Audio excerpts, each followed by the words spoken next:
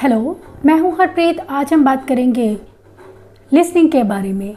Listening क्यों important है बच्चों के लिए। हम देखते हैं कि अक्सर बच्चे, स्पेशली अगर आपका बच्चा जिसे ऑटिज़म है या फिर जिस बच्चे को ADHD है, बच्चे बातों को सुनते नहीं हैं। लिसनिंग बहुत ज़रूरी है। लिसनिंग का मतलब है कि ध्यान से किसी बात को सुनना। लेकिन ऑटिज़म में अक्सर ये स्किल जो है बच्चों में बहुत ज़्यादा वीक होता है। बच्चे ध्यान नहीं देते हैं, जो भी हम उन्हें चीज़ कह रहे हैं उस पर ध्यान नहीं दे पाते हैं। कुछ ऐसे उनके इश्यूज होते हैं, चाहे मैं कंसंट्रेशन की बात करूं या लैंग्वेज को कॉम्प्रीहेंड ना कर पाना, समझ ना पाना, अंडरस्टैंड ना करना, रिसेप्टिव लैंग्वेज में प्रॉब्लम होना। ये सब चीज़ें बच्चों की लिसनिंग को बहुत अफेक्ट करती हैं। अक्सर हम लिसनिंग को ज़्यादा इतनी इंपॉर्टेंस नहीं देते हैं। हमारा ध्यान होता है कि बच्चे की सीटिंग हो, हमारा ध्यान होता है कि बच्चा लर्न करे, हमारा ध्यान होता है कि बच्चा बोले, समझे बातों को। लेकिन हम उस ज़रूरी स्किल को अक्सर इग्नोर कर देते हैं जो इन सब का फाउंडेशन है। जो फाउंडेशन स्किल है उसे हम लिसनिंग कहते हैं। लिसनिंग क्यों इम्पॉर्टेंट है? लिसनिंग इम्पॉर्टेंट है बच्चों में स्पीच और लैंग्वेज को डेवलप करने के लिए, क्योंकि जब तक आपका बच्चा आपकी बात को सुन नहीं रहा है, मैंने देखा है ADHD बच्चे भी कई बार नॉन स्टॉप बोलते हैं या फिर मोनोटॉक जिसे हम कहते हैं, लगातार बोलते रहना।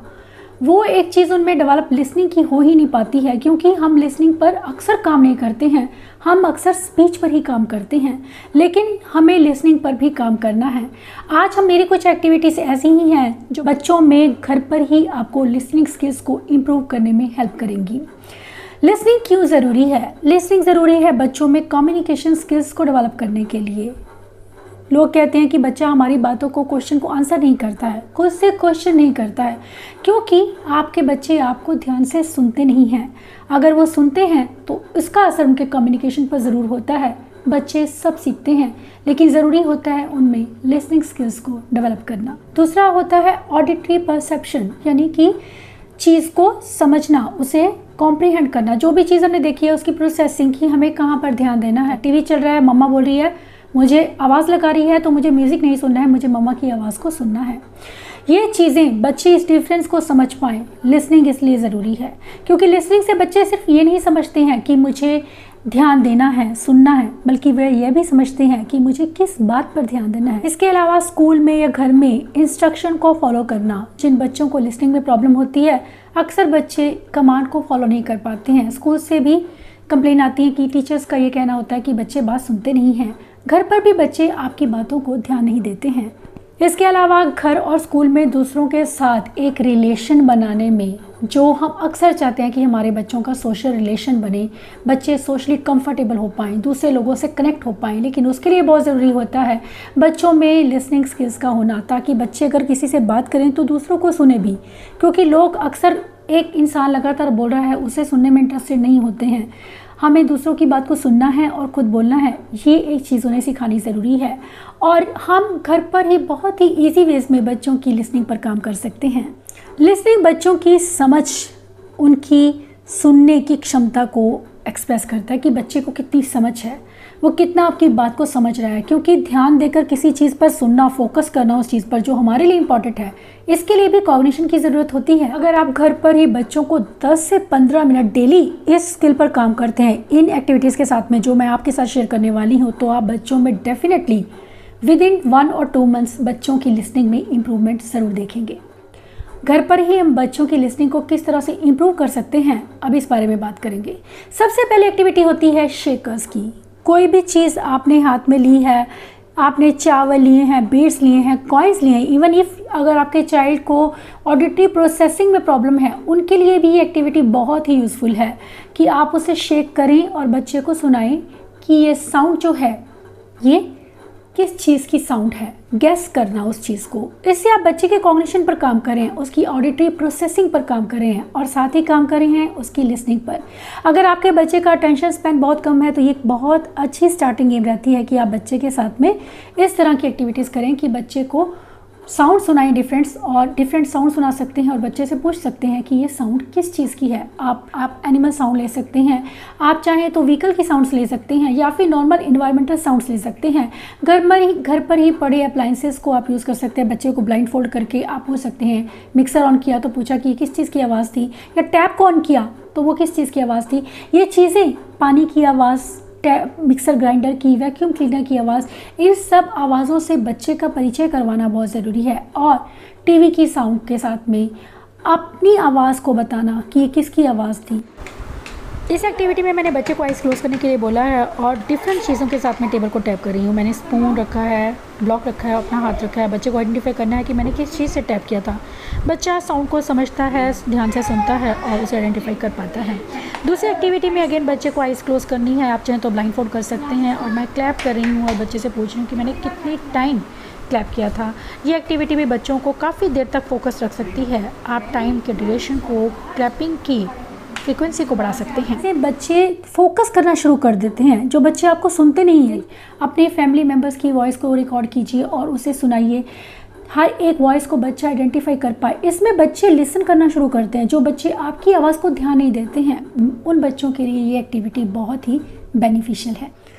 दूसरी एक्टिविटी होती है कि हम बच्चों को इंस्ट्रक्शन दे देते हैं। पास द पार्सल जैसी एक्टिविटी, बच्चों को ग्रुप में बिठाना और बच्चे को एक बॉल को पास करना है और जहाँ पर बॉल आके रुकी है जिसके पास, उसको एक इंस्ट्रक्शन दी जाती है और उसे उसको फॉलो करना है। जैसे हमने बच्चे के पास आकर बॉल रुकी है तो हम बच्चे को बोलेंगे क्लैप हैंड्स, तो बच्चे को हैंड्स को क्लैप करना है।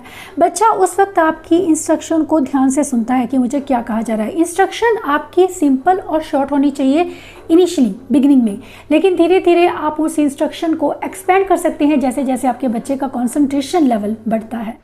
इस एक्टिविटी में बच्चे को वो चीज़ करनी है जो मैं उसे बोल रही हूँ। स्टार्टिंग में आप सिर्फ एक सिंपल उसको इंस्ट्रक्शन देंगे जैसे कि टच हेड करना है या टच नीज करना है, लेकिन धीरे धीरे आप इंस्ट्रक्शंस को आप डबल कर सकते हैं, 2 स्टेप कर सकते हैं, जैसे कि टच हेड और क्लैप हैंड और हैंड बिहाइंड यू। और ये चीज़ें जो हैं बच्चों को अवेयर करती हैं, आपके इंस्ट्रक्शन पर लगातार बने रहने के लिए, फोकस रहने में हेल्प करती हैं। आप चाहें तो इंस्ट्रक्शंस को 2 से 5 तक कर सकते हैं और 5 तक अगर आपका बच्चा इंस्ट्रक्शन को याद करके फॉलो कर सकता है तो इसका मतलब है आप उसके लिसनिंग स्किल्स पर बहुत अच्छा वो कर रहे हैं।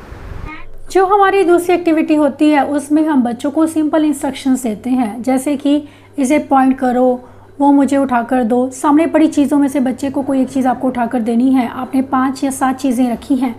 इससे आप बच्चों के आइडेंटिफिकेशन पर भी काम कर रहे हैं, बच्चों के विजुअल परसेप्शन पे काम कर रहे हैं और साथ ही काम कर रहे हैं बच्चों की लिसनिंग पर, क्योंकि बच्चे आपकी कमांड को सुनकर उस चीज़ को फॉलो करके वो दे रहे हैं। अगर आपने ग्लास मांगा है तो बच्चा मेक श्योर कि ग्लास ही उठा कर दे, तो बच्चा उस चीज़ पर फोकस रहता है कि आप उसे अब क्या कहने वाले हैं। आप एक एक करके चीज़ें उससे मांगी और बच्चा आपको उठा कर दे रहा है। ये बहुत अच्छी एक्टिविटी है बच्चों को कनेक्टेड रखने के लिए और साथ ही उनमें कॉग्निशन और लिसनिंग को डेवलप करने के लिए।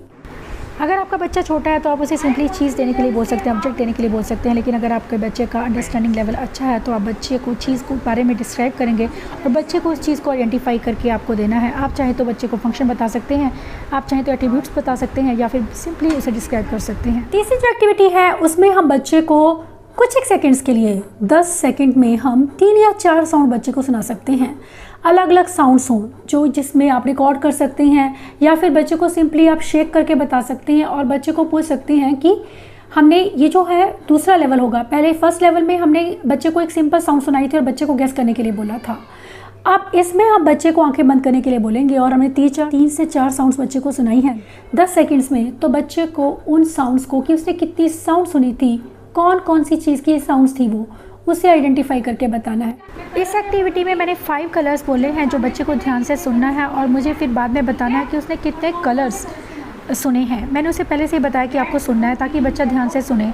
5 कलर्स बच्चा बताएगा और बच्चे को यह पूछना है कि वो कौन कौन से कलर्स है जो मैंने बोले थे या उन्हें किस ऑर्डर में मैंने बोला था। इसके अलावा आप बच्चे के लेवल के हिसाब से बच्चे को एक्टिविटी दे सकते हैं कि फर्स्ट कलर कौन सा मैंने बोला था या लास्ट में कौन सा कलर था। धीरे धीरे आप टाइम को बढ़ा सकते हैं, 10 से 15 सेकंड कीजिए, 15 से 20 सेकंड कीजिए। इस तरह से आपके बच्चे का लिसनिंग जो स्पैन है वो काफ़ी बढ़ता है। बच्चे लगातार उस चीज़ पर फोकस्ड रहते हैं। अब मैं बात करूंगी कि अगर आपका बच्चा सिंपल इंस्ट्रक्शन को फॉलो करता है तो हमारा नेक्स्ट लेवल होता है मल्टीपल इंस्ट्रक्शंस देना। मल्टीपल इंस्ट्रक्शंस का मतलब क्या है, इसके रिगार्डिंग मेरी वर्कशीट्स भी होती हैं जिसमें मैं मैगजीन में वर्कशीट्स रहती हैं जिससे आप बच्चों की लिसनिंग पर काम करते हैं। कुछ ऐसी एक्टिविटीज़ आप बच्चों को दे सकते हैं, वर्कशीट्स दे सकते हैं जिससे आप बच्चों की मल्टीपल इंस्ट्रक्शंस पर काम करें। आप उसे 2-3 स्टेप्स की इंस्ट्रक्शन दीजिए और बच्चे को बारी बारी से उस चीज़ को फॉलो करना है। इस एक्टिविटी में मैंने अलग अलग नंबर लिए हैं, 5 तक नंबर लिए हैं और मैंने सिंपली बच्चे को इसमें हम बच्चे को बोलेंगे कि 1 को सर्कल करो या 2 को क्रॉस कर दो, 3 को अंडरलाइन कर दो। इस तरह से बच्चे को आपकी डिफरेंट इंस्ट्रक्शन को फॉलो करना है। इसके अलावा बच्चों को कुछ पिक्चर एक्टिविटीज़ दे सकते हैं जिसमें बच्चे को पिक्चर्स देखकर उसे इंस्ट्रक्शन को रीड करना है और उसे फॉलो करना है। आप चाहे तो रीड कर बच्चे को बता सकते हैं और बच्चे को फॉलो करने के लिए बोल सकते हैं। ऐसी एक्टिविटीज़ आपको मेरी मैगज़ीन में मिल जाएंगी। इसके बाद मैं बात करूं, अगर बच्चे की इंस्ट्रक्शंस फॉलोइंग पर आप काम कर रहे हैं तो बहुत ज़रूरी है कि बच्चा पूरी तरह से आपकी बात पर ध्यान दे, क्योंकि अगर आपके बच्चे का कंसंट्रेशन थोड़ा सा भी इधर उधर जाता है तो बच्चे अक्सर लॉस्ट हो जाते हैं और बच्चे कभी भी उस कमांड को फॉलो नहीं कर पाते हैं, लिसन नहीं कर पाते हैं। हम बोलेंगे do as I say, not as I am doing. 20 की थोड़ा सा आप करेंगे कि डू दिस, आप खुद क्लैप कर रहे हैं लेकिन उसे बोलेंगे कि टच हेड, टच हेड। उसे आपको इमिटेट नहीं करना है, उसे आपकी इंस्ट्रक्शन को सुनना है। ये चीज़ बहुत ज़रूरी है कि बच्चा विजुअली जो चीज़ देख रहा है उस पर ही आपकी कही हुई बात पर ज़्यादा फोकस करे।